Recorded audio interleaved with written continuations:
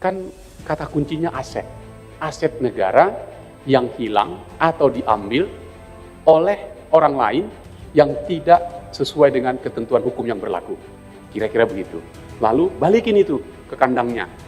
Dan kalau kita sebut kandangnya itu APBN, maka itu pendapatan, pemasukan.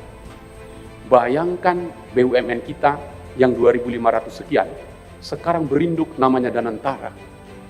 Ribuan, mungkin akan puluhan ribu triliun.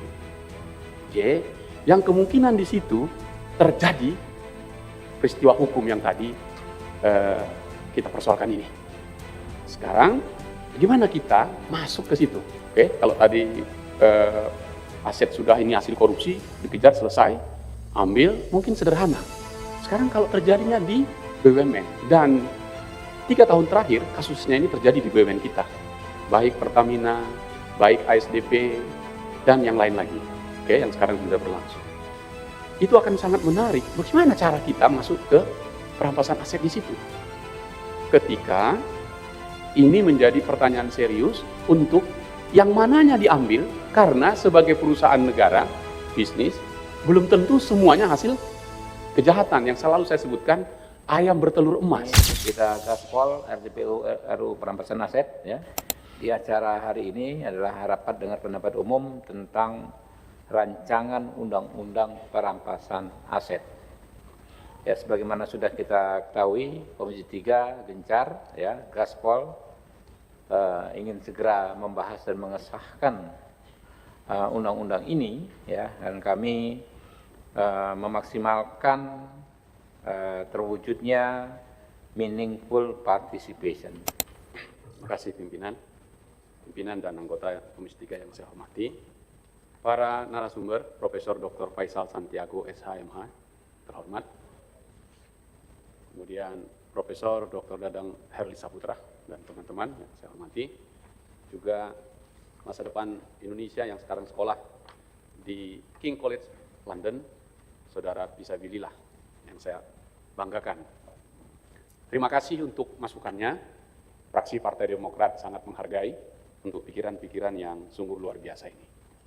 Karena itu izinkan saya meminta pandangan lagi, karena Bapak dan para ahli-ahli ini melakukan studi yang cukup komprehensif. Saya ingin men-challenge dengan pertanyaan-pertanyaan yang barangkali agak keluar sedikit tapi masih nyambung dengan konsep antara, tadi sudah dijelaskan, ius constitutum dengan ius constituendum yang mau kita buat.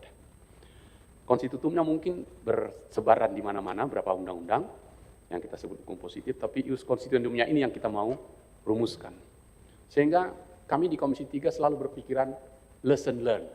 Pengalaman yang lalu itu kita bikinkan normanya untuk mencegah tidak terjadi lagi ke depannya, kira-kira begitu. Nah, saya membayang-bayangkan ini, Prof. ya. Kan kata kuncinya aset. Aset negara yang hilang atau diambil oleh orang lain yang tidak sesuai dengan ketentuan hukum yang berlaku. Kira-kira begitu. Lalu balikin itu ke kandangnya. Dan kalau kita sebut kandangnya itu APBN, maka itu pendapatan, pemasukan.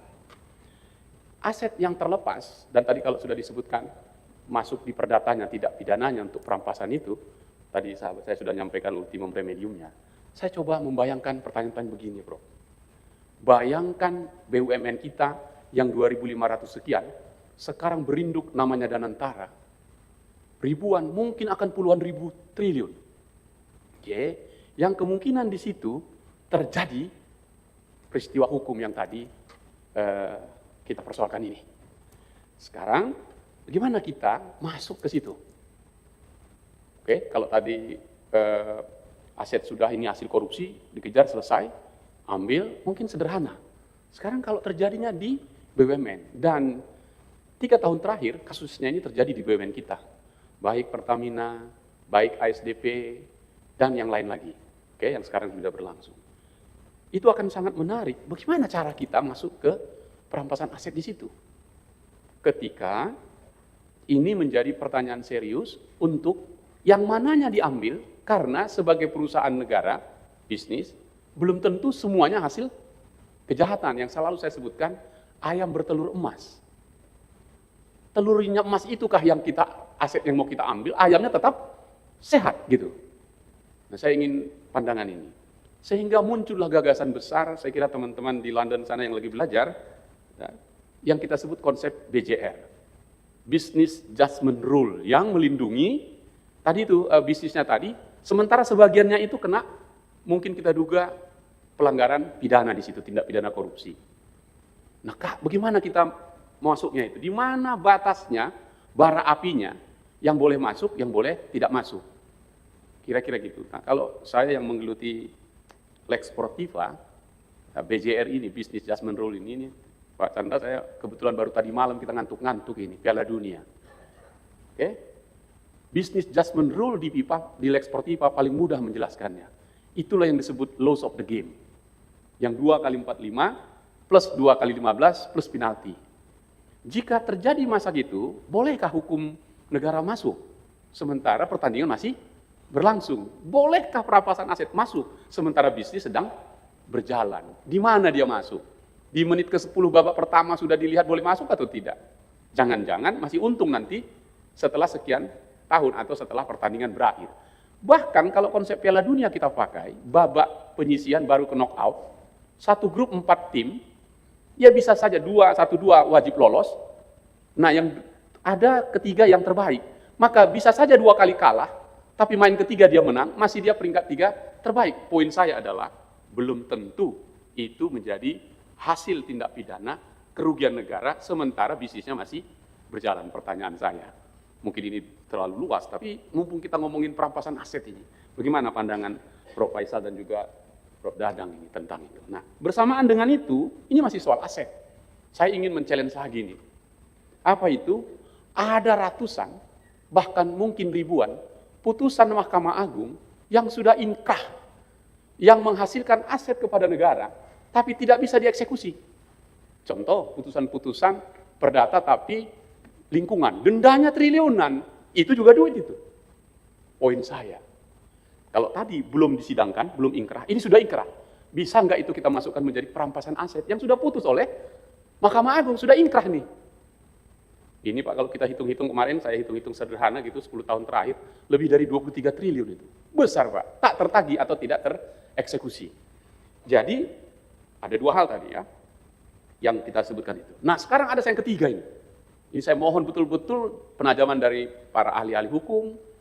Ini lesson learned kita sejak Januari 2025 yang lalu, belum genap setahun. Yang saya sebut Satgas PKH. Ini real perampasan aset. Saya tadi Prof tidak mengkaji ini. Hasilnya bagus. Ada yang menyerahkan 13 triliun, kemarin sekian puluh triliun, bisa ratusan triliun nanti. Itu baru di kebun sawit.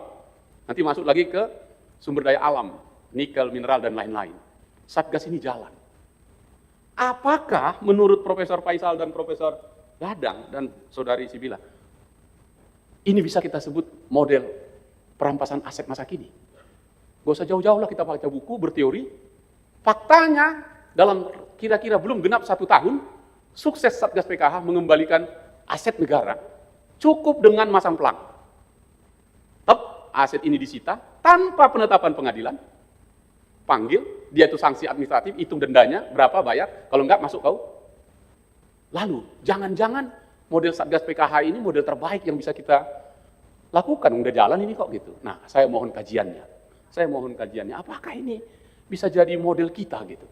Atau malah kita beritahu, ini yang dilakukan Satgas PKH ini salah secara hukum, salah secara filosofis, salah secara pelanggaran HAM, dan kita koreksi.